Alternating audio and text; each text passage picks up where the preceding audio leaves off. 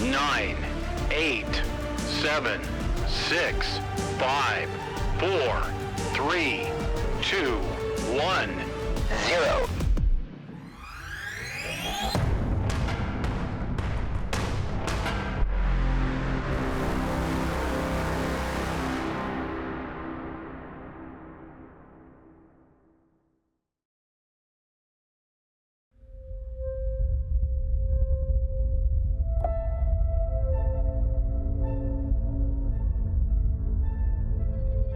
Every dawn marks a new beginning, a new sky, traced by the most advanced technology, constantly evolving, where the future takes shape between heaven and earth, where precision meets expertise.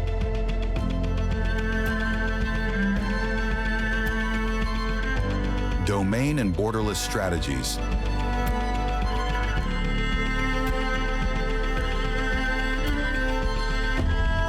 Because the future of aerospace is not built alone, but requires alliances and vision.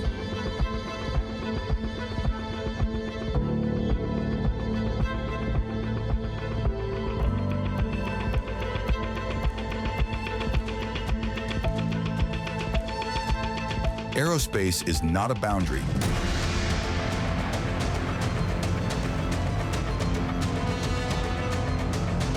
It is our field of action.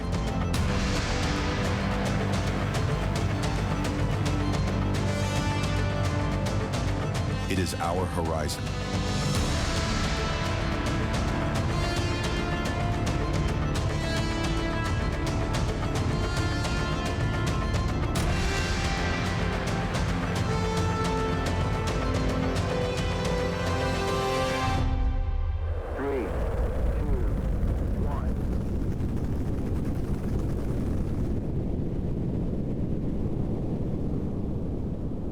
AeroSpace Power Conference 2025. Fighting and winning in the sky beyond the next decade.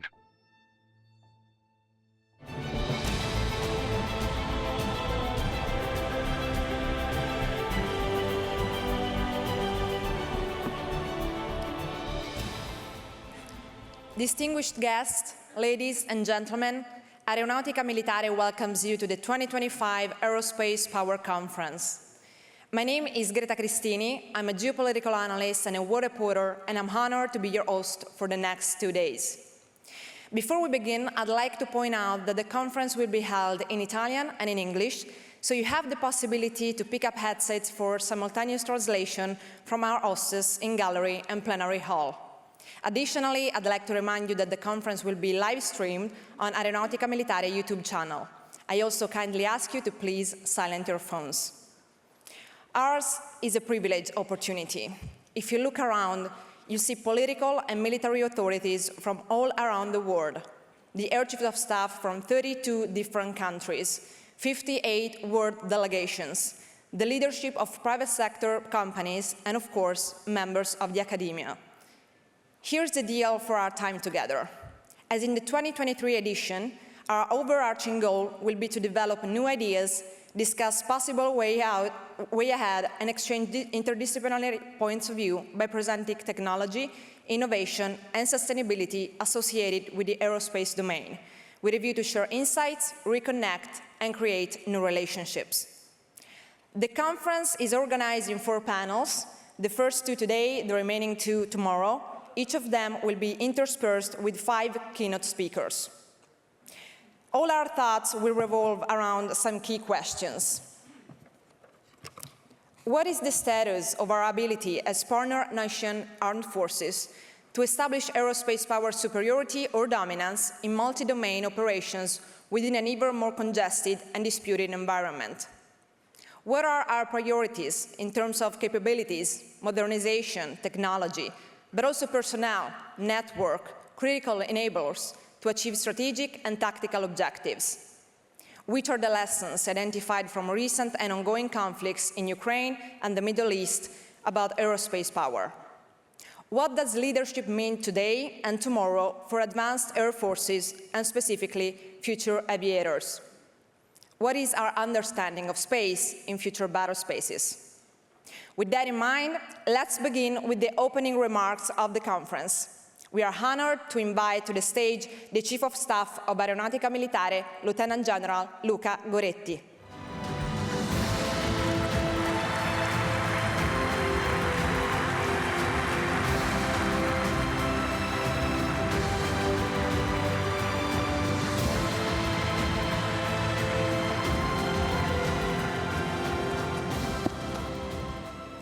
Whoa, how many?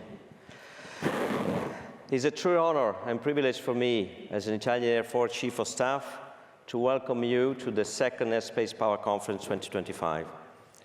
Events like this represent strategic milestones through which we assess our current standing and, above all, chart a shared course for the future. It's a pleasure to send my sincere greetings to the Minister of Defense, Honorable Guido Crosetto, the Undersecretary of State for Defense, Senator Isabella Rauti, the Chief of Defense, General Luciano Portolano, and all air and space chiefs, all friends, and all institutional, military, and civilian authorities. My personal gratitude goes also to all the attendees whose presence reaffirms the deep esteem and support for the Italian Air Force. Thank you all. Thank you all for being here today. Capitalizing on the widespread acclaim of its inaugural 2023 edition, we convene for this second iteration, bringing to bear our finest collective resources to sharpen our vision on fighting and winning the sky beyond the next decade. Moreover, this conference seeks to illuminate the broad spectrum of implications for an airspace power concerning defense governance, knowledge management, capabilities, and personnel. Enhancing awareness of this implication is vital for the Italian Air Force to continue adapting and to remain a cutting-edge asset for the next 100 years. We are living in a time of profound transformation within the air and space domain. Technological innovation is accelerating at an unprecedented pace. Emerging threats, whether conventional, asymmetric, cyber, or space-based, are challenging traditional paradigms. The boundaries between peace, crisis, and conflict are increasingly blurred, and our ability to project power, deter aggression, and secure freedom of action is being tested in a complex, unprecedented ways. In this evolving context, airspace power is not merely one instrument amongst many. It's a strategic enabler. It stands as a pillar of national sovereignty, a guarantor of a collective defense, and a driver of technological excellence. It encompasses platforms, capabilities, doctrine, education, partnership, and shared strategic culture. The Italian Air Force firmly believes that developing sixth-generation aircraft is the most viable response to this transformation. Just as the F-35 positioned us as the first air force in Europe to redefine the battle space, the next-generation aircraft will empower Italy's airspace and defense industry to reimagine aircraft design, more precisely, to reconceptualize airspace assets as system of systems. In an era marked by rapid technological change and strategic uncertainty, partner nations' air forces must be capable of achieving and sustaining airspace power superiority, and ideally, full-spectrum dominance, in order to secure success in future multi-domain operations. These operations will occur within increasingly complex battle space, defined by intense competition, congestion, and contested environment across air, space, cyber, and electromagnetic spectrum. Operational effectiveness will rely not only on traditional kinetic capabilities, but also on the agility to integrate and apply emerging technologies across platforms and services. To meet these evolving challenges, it's imperative to define and pursue clear modernization priorities. This includes investing in critical future capabilities needed to achieve both strategic and tactical objectives, such as advanced command and control system, next-generation platform, AI-driven decision support, and resilient communication. And modernization strategy must be adaptive, threat-informed, and forward-looking. Central to this effort is the recognition that technology alone is insufficient. The human element remains irreplaceable. Recruiting, educating, and retaining highly skilled personnel, along with fostering innovation, experimentation, and scientific research, will provide the foundation for future military effectiveness. Integrated networks, multi-domain capabilities, and interoperable systems must support the continuous evolution of policies, doctrines, tactics, techniques, and procedures to maintain superiority on tomorrow's battlefield. I firmly believe that even in such complex times, the mastery of knowledge and technology development by our personnel is the key to success. Interoperability among our systems must be matched by interoperability, connectivity, and cooperation among our airmen. In a world where information moves at unprecedented speed and where time and space are compressed by destructive technologies and emerging threat, seamless integration of force structures is not an option. It's a requirement. Furthermore, the pace of technological evolution has narrowed the gap between aerospace capabilities, enabling seamless operations across both domains. At the same time, threats have grown in complexity and capability, necessitating robust air defense attributes to operate effectively within the airspace continuum. Accordingly, the role of space in future conflicts cannot be overstated. No longer a sanctuary, airspace dimension is now a fully operational domain, crucial for deterrence, situational awareness, global communication, and precision targeting. Securing freedom of action in space while denying it to adversaries will be a decisive factor in future operations. Investment in space capability and the development of an up-to-date space doctrine must therefore be core pillars on national and allied defense strategies. All of these topics will be explored in detail throughout this conference. A range of underlying implications will be further examined by distinguished speakers and moderators from academia, journalists, and the military who will soon take the floor. In fact, this conference aims to foster dialogue with academic institutions, promote an open exchange on the strategic relevance of airspace power, encourage fresh perspective, and explore pathways to drive innovation and transformation in these critical domains. The first panel will address the strategic level of airspace power in light of the current international security environment and possible future scenarios. The Russian war against Ukraine and the challenges posed by China have made the scenario of a peer-to-peer conflict more likely than in the past 3 decades for NATO members and partners. As the ongoing global geopolitical competition is expected to grow in the mid to long term, Western air forces have to prepare to fight and win complex, large-scale conflicts, first, in order to prevent them through effective deterrence, and second, should the latter fail, to put an end to war as soon as possible. The second panel will focus on technological competition and the related challenges by also considering the industrial perspective. Armed forces will have to face the challenge to retain technological edge, operational sovereignty, and security of supply by relying on a wider, more diverse, and more globalized supply chain than in the past. This entails building novel international partnerships with traditional and new actors, including military and industrial ones, such as the Global Combat Program we call GCAP. The third panel will focus on non-material yet crucial elements of airspace power, such as doctrine and leadership, including education and training of present and future aviators. Doctrine, at its own pace, evolves thanks to the lessons identified from past and present conflicts and the organizational and cultural attitude of our services. A large-scale, high-intensity and 3-year-long war between Russia and Ukraine represents a watershed for NATO members and partners. Yet, an effort is necessary to draw the right lesson for airspace power and then to implement them. Then conflict in the Middle East, particularly in the escalation between Iran and Israel, also provides relevant food for thought concerning the combination of missiles, drones, and aircraft in offensive and defensive operations, particularly in urban areas. The fourth panel will focus on outer space as an environment for strategic competition. Space is no longer only an enabler for the military instrument of power, but also a real operation domain on its own, as recognized by NATO in 2019. While international cooperation scientific research continues, strategic competition is taking place from low Earth orbit to cislunar space and beyond.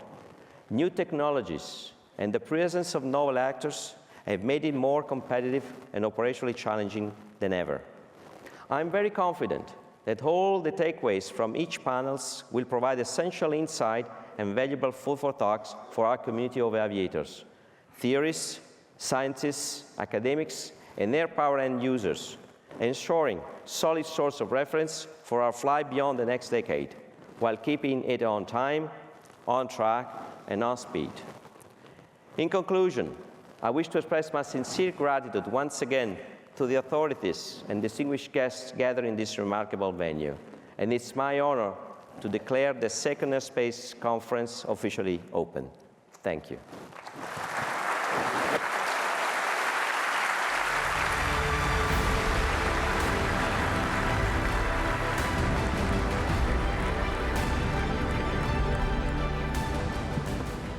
Thank you, Lieutenant General Goretti, for your insightful words. Now it is my pleasure to invite to the stage the Italian Chief of Defense, General Luciano Portolano.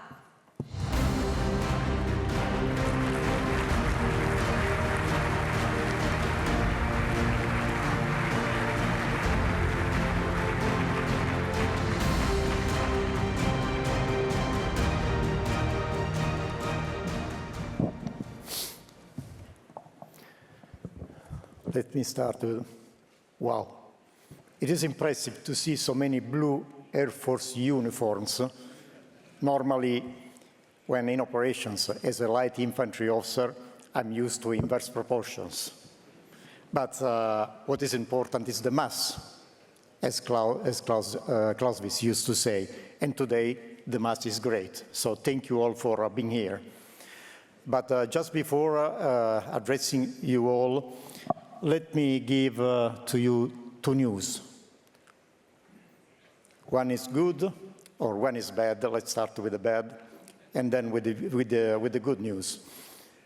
The bad is that you are going to face one of the most challenging times of your life, trying to understand my South European, Italian, Sicilian English. The second one,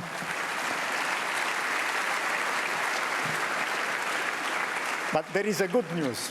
The good news is that won't last long, no more than 5-7 minutes. Hope you all survive. So, said that, Minister of Defense, Honorable Guido Crosetto, Undersecretary of Defense, Senator Isabella Rauti, thank you for your presence here today and for your continuous support to the Italian Armed Forces. Civilian and military authorities, national and international institution representatives, distinguished speakers and kind guests, I would like to extend my personal warmest greetings to all of you. But in particular, I do want to express my gratitude to the Chief of the Italian Air Force, Lieutenant General Luca Goretti, for inviting me to this event. Grazie, Luca. Your distinguished presence here today is a clear testimony of the importance of the aerospace to our nations, and specifically to the defense sector. This conference is a remarkable opportunity for all military, civilian, academic, industrial actors for discussing and sharing ideas, experiences, and perspectives regarding one of the most relevant challenges of our time, that is the evolution of the aerospace power in the context of future military operations. But before we get into the core of this conference, I think it is important to underline where we stand today. The pervasive resurgence of global strategic competition, as well the reemergence of high-intensity conflict like the one in Ukraine for the last 3 years, require an in-depth analysis of future of warfare and of the factors shaping the transformations of large-scale military operations. I think we need to be able to address seven areas, or functions, or topics as you like. But maybe I'm sure there are even more. And I do refer to the ability to defend against both conventional and hybrid threats, the correct balance between a legacy force critical mass and high-tech capabilities in the conduct of military operations, the need of a reliable and efficient battlespace network architecture capable of federating our new system of systems, the ever-increasing need of battlespace situational awareness, then the challenges posed by combat operations in urban areas, the progressive development and use of autonomous systems on the battlefield, and last but not the least, the capability to support large-scale conventional confrontations over time. To do so, I think we must first be able to plan and execute all military operations with an all-domain approach, because the current conflicts and competitions are extending beyond the physical boundaries of the battlefield and thus produce cross-cutting effects across all domains and dimensions. But as I've said on several occasions over the past few years, an integrated multi-domain force cannot be considered to be the sum, the mathematical sum, but rather the mathematical product of each component's capabilities. Therefore, the military instrument of power must be coherently developed and technologically balanced, and so to effectively and synergically operate across all domains without any operational discontinuity, which would turn the product to zero. For these reasons, I would rather talk about joint all-domain operations in which military actions are synchronized and carried out to generate the desired effects in the physical, virtual, and cognitive dimensions. Against this backdrop, today's event provides a valuable opportunity to analyze in particular the role played by aerospace capabilities in joint all-domain operations. The ongoing conflicts, the ongoing wars have dramatically highlighted how the threat in the air domain posed by new weapon systems, such as drones, latest generation aircraft, hypersonic glide missiles and vehicles, and loitering ammunition, is impacting on the operational environment, which is progressively expanding towards the space domain. This is an environment that extends from underwater to the outer space with no physical barriers. So in order to shape context and fight in such an environment, the availability of a wide range of enabling factors is required, such as modern capabilities in terms of redundant operational network architecture, effective command and control, and integration of sensors and system of systems, advanced situational awareness, reliable air and missile defense, protection of land, maritime, and air assets, and critical infrastructures. I'm referring to an operational environment where the effectiveness of defense capabilities is closely related to response time, and therefore technological advantage, speed and security in data processing, information management, and the cyber capabilities are essential. We all know that operations in cyberspace today are also supported by space-based systems such as satellite for remote sensing, communication, geolocation, and so forth. And these are strategic assets to be protected.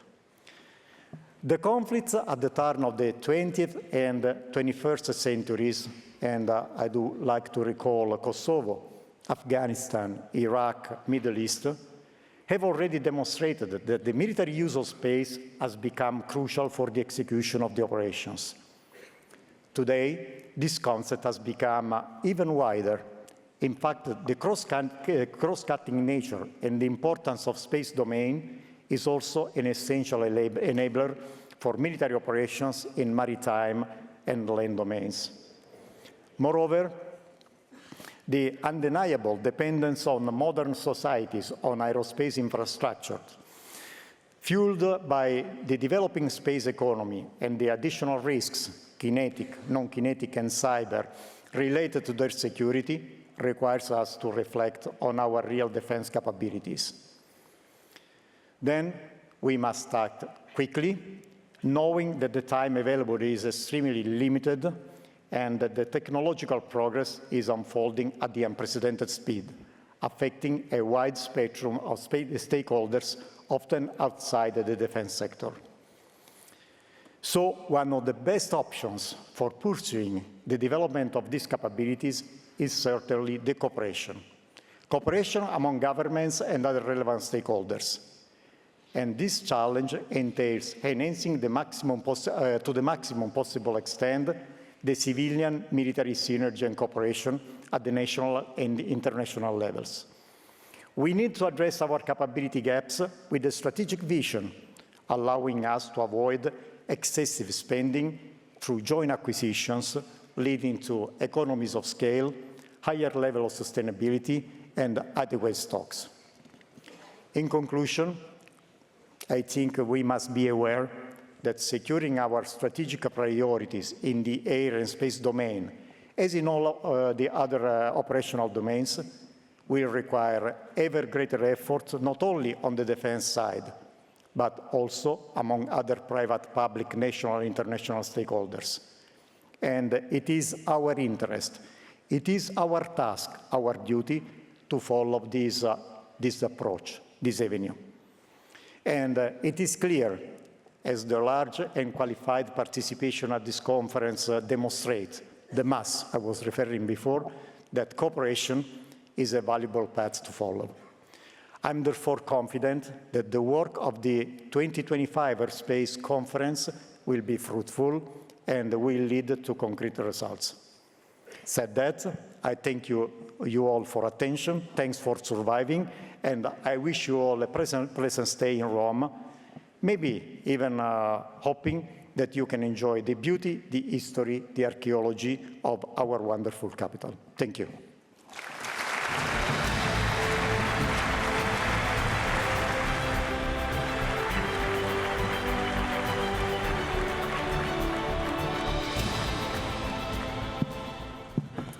Thank you, General Portolano, for your powerful speech.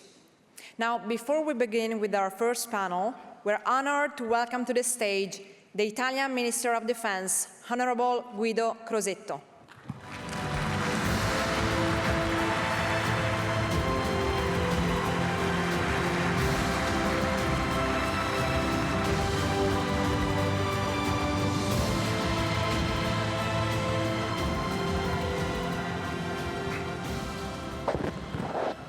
Welcome to everybody.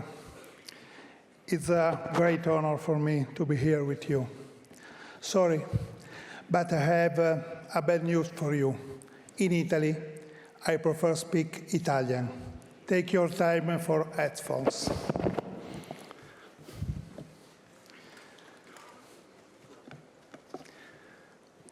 È un piacere salutare tutti i partecipanti a questa seconda edizione dell'AeroSpace Power Conference e ringrazio l'Aeronautica Militare, in particolare il generale Goretti, per aver voluto e creduto fortemente in questo evento.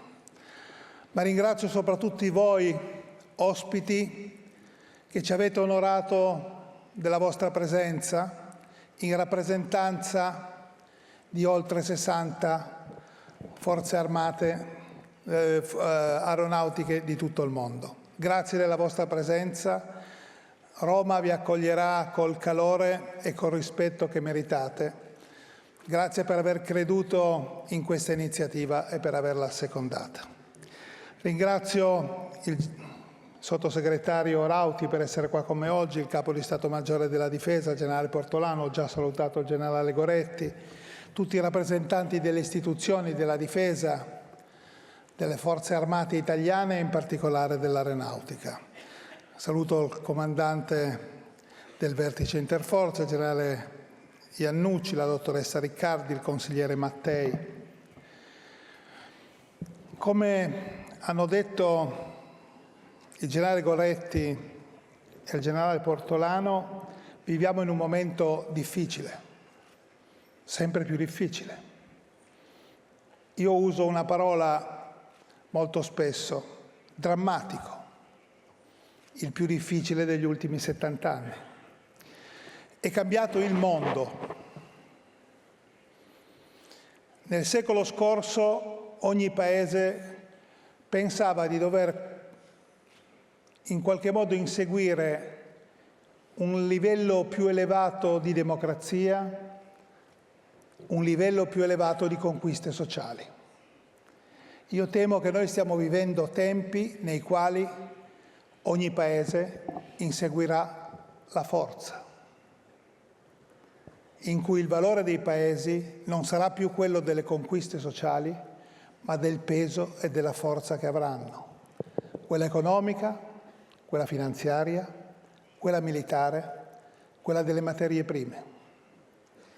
Viviamo in un mondo nel quale la forza conterà più delle conquiste sociali e dei valori che noi pensavamo fossero quelli che dovessimo inseguire. E questo cambia tutto.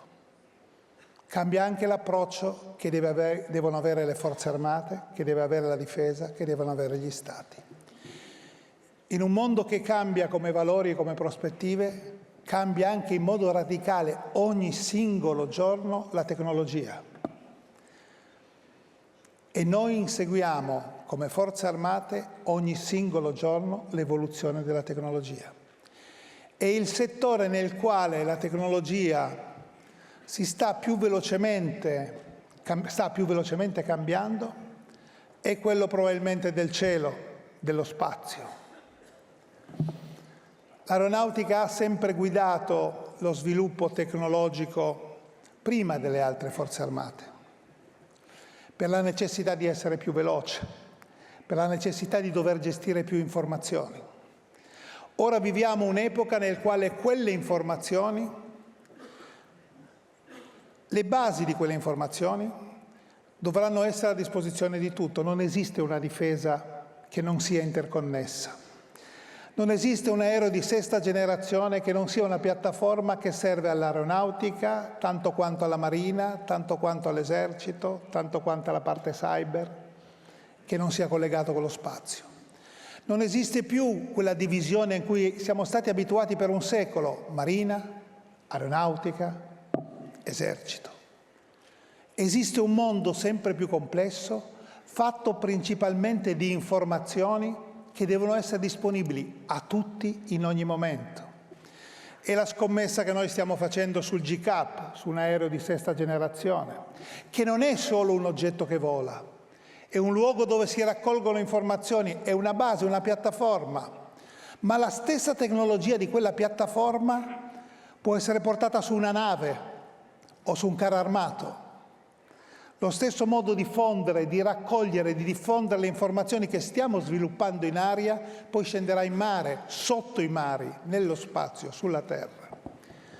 In un'evoluzione continua, nel quale le divisioni e le barriere che normalmente c'erano tra le forze armate devono cadere, nel quale lo spazio si collega alla Terra, si collega alla parte sottomarina, nel quale il cyber interseca tutto.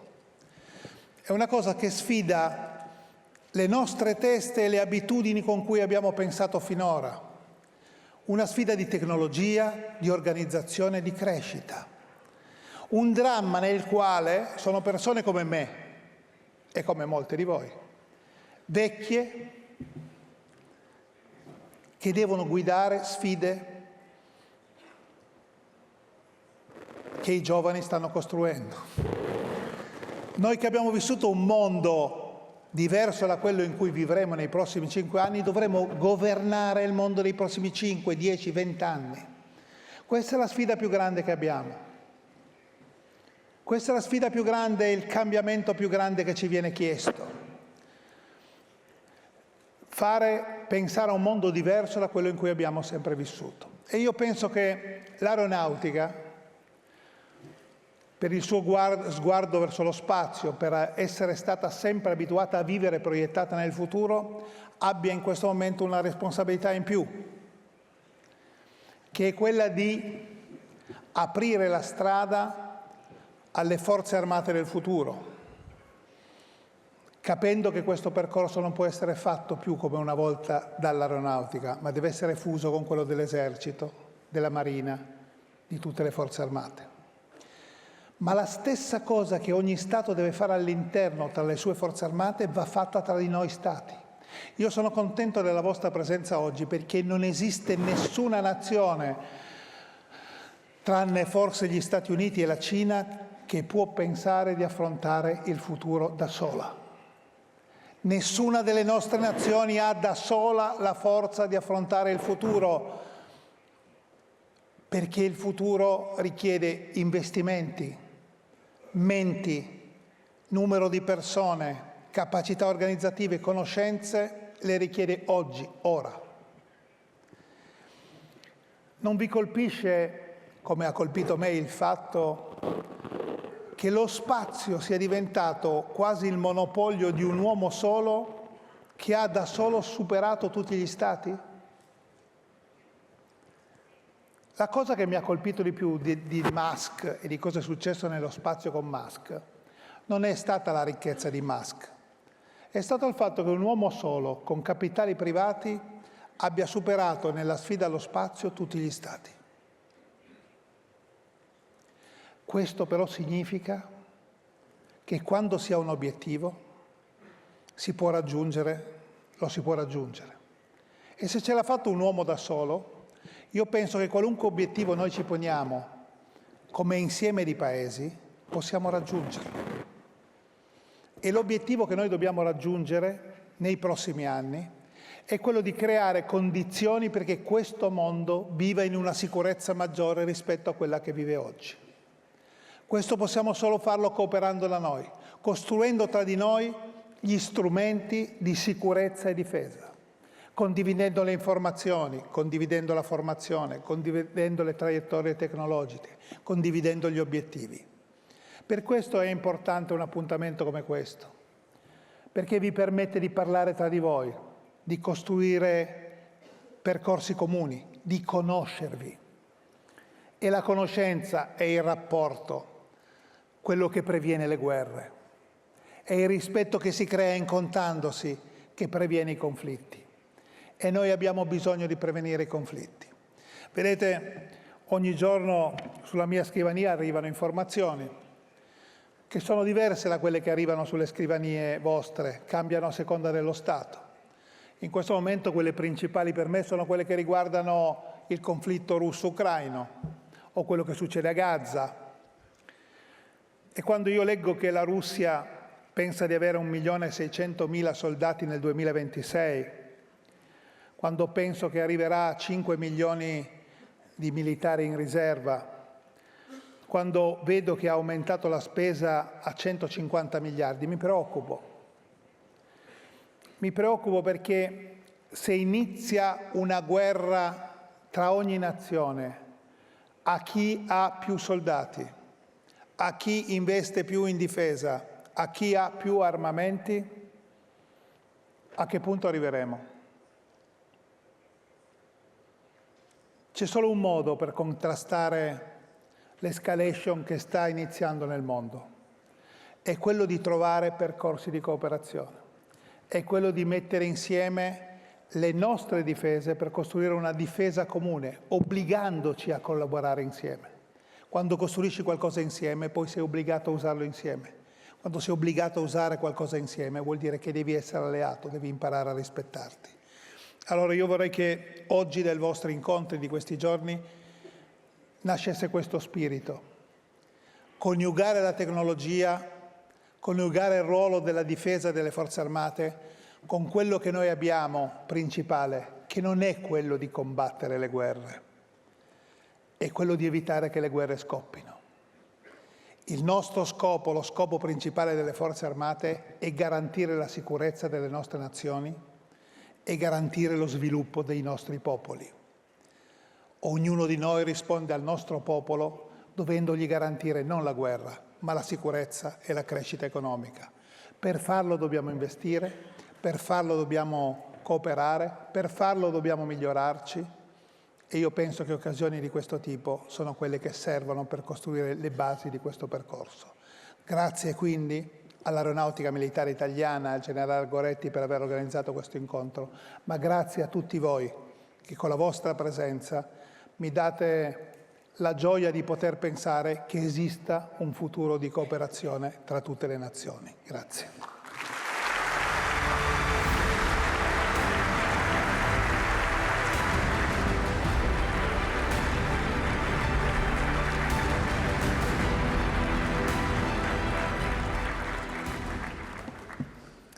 Thank you to the Minister of Defense, Honorable Guido Crosetto, for your profound vision. Please stand up.